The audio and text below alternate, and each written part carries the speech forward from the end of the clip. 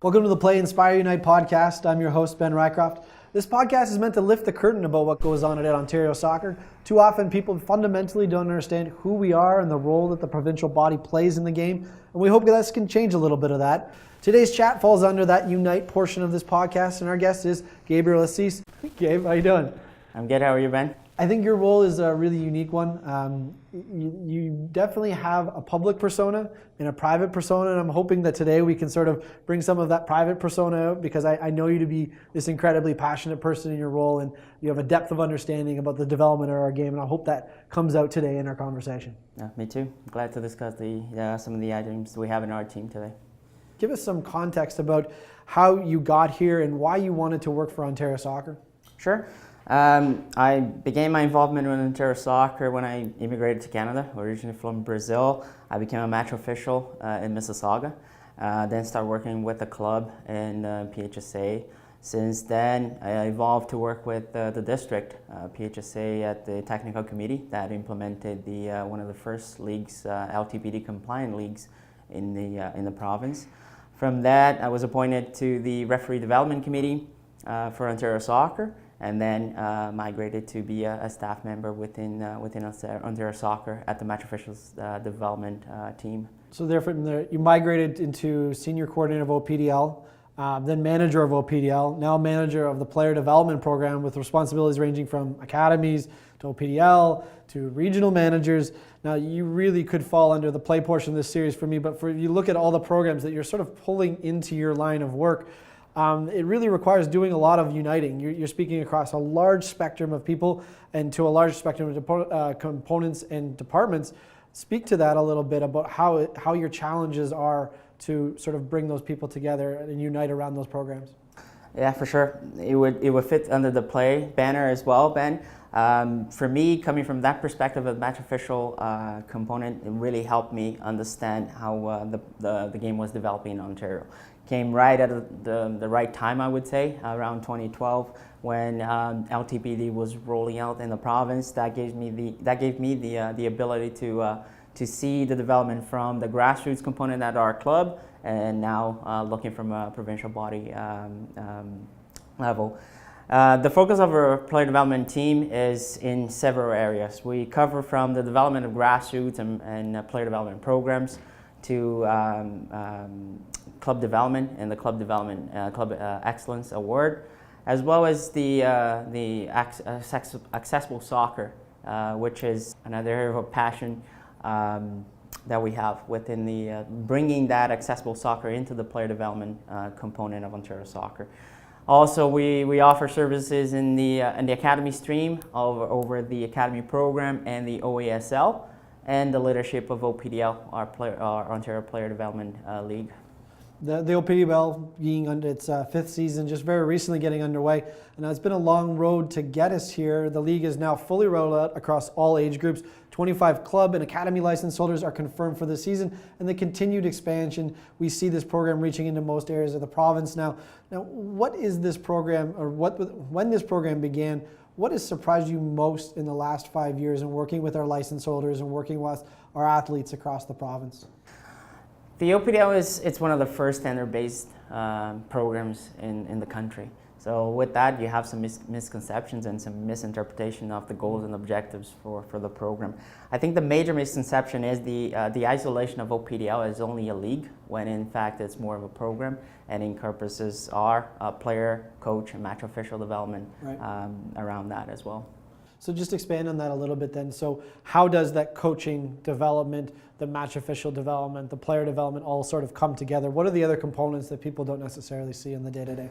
So we brought a different approach to how clubs are managed and how clubs approach player development. We focus on the development of coaches and the areas of not only the formal education on certification, but also what are the other areas that coaches could pursue, any sort of new information from experts across the globe on physical and mental support for players to make sure that the players are evolving over the four corners.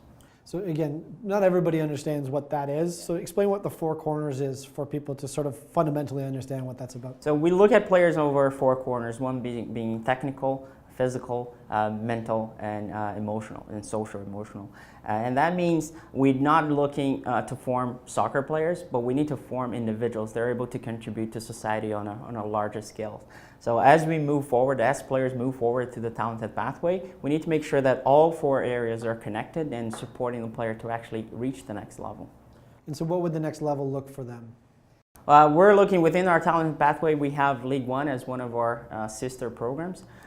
We also have the TFC on the male side and Rex program on the female side, being that next level, as well as academic opportunities on Canadian or American colleges. So and you're starting out U13, you're an OPDL player. What are some of the outcomes that you as a parent can expect or hope to expect from your athlete being in that program?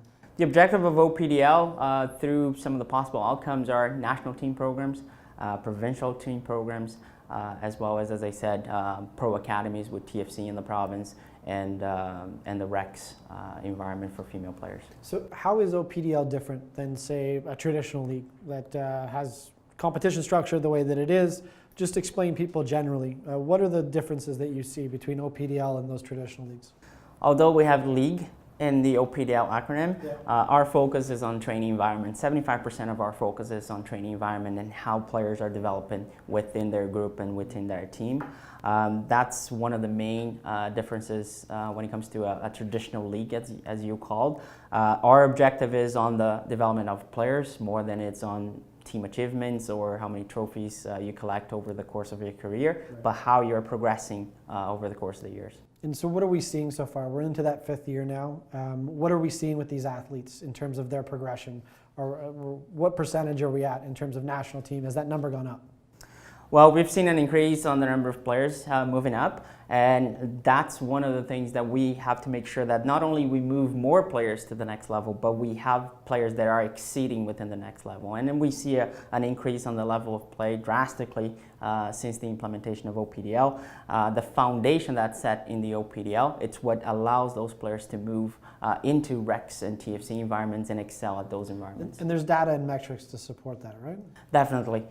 We did the recent provincial team that was announced, over majority, 70% of those players are coming from OPDL on an average between all the age groups and the female and male streams. And then up into the national team as well, we're seeing those numbers increase? Those numbers are now at 65%, and which is a big jump since since the beginning of OPDL. That's great. So I joked about it off the top, but in your role, you tend to sort of come under fire more than most on a day-to-day. I see you sort of wearing your bulletproof vest to a certain extent. The biggest part of your role is in managing OPDL, looking out for the interests of those license holders, while maintaining the standards and rules that go along with that standards-based league, standards-based program, if you want to call it that. What's one thing you feel is sort of misunderstood about your role and about the league in general? It goes back to that point about OPDL being more than a league. OPDL encompasses the training environment, the development of your coaches, retention of your players, your ability to succeed within a sustainable program over the course of the year. And that's where our license holders are being tested and continually growing in that expertise. So when you started this role 3 years ago? 3 years ago. 3 years ago. So when you came in, you probably had your own expectations as to what you thought this was going to be. How have those expectations changed in the time that you've been in this role?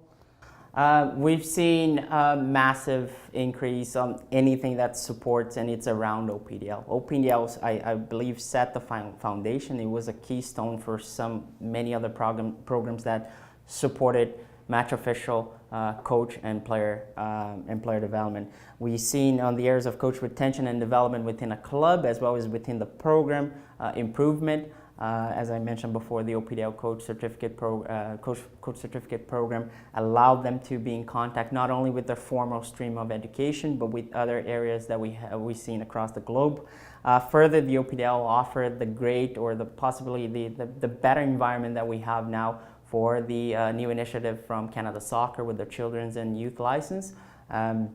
And on the match official development component, it's a keystone for the long-term official development. Now we have match officials that will definitely take the benefit of LTOD and apply them to OPDL, which will result on better experience for the players. So let's end on this, and we'll get into maybe one more two or things, but what are the things you're most proud of with OPDL and its work with the license holders that you've done? What are the areas that you have seen improve? You've sort of alluded to it across a broader spectrum, coaching, match officials, club development as a whole.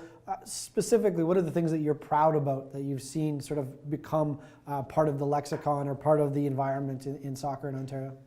I believe our approach to soccer, and what I mean our approach is Ontario Soccer with the license holders. We've seen now organizations migrating from being solely looking at the year by year how they're doing and delivering the programs, to have a better understanding of how they impact player and coach and match official development.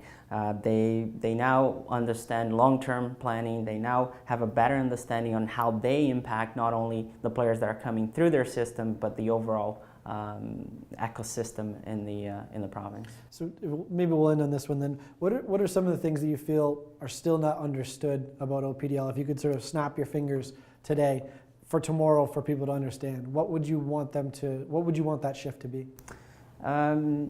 It would be that OPDL is not players come to as a finished product. OPDL is where players come to actually further develop.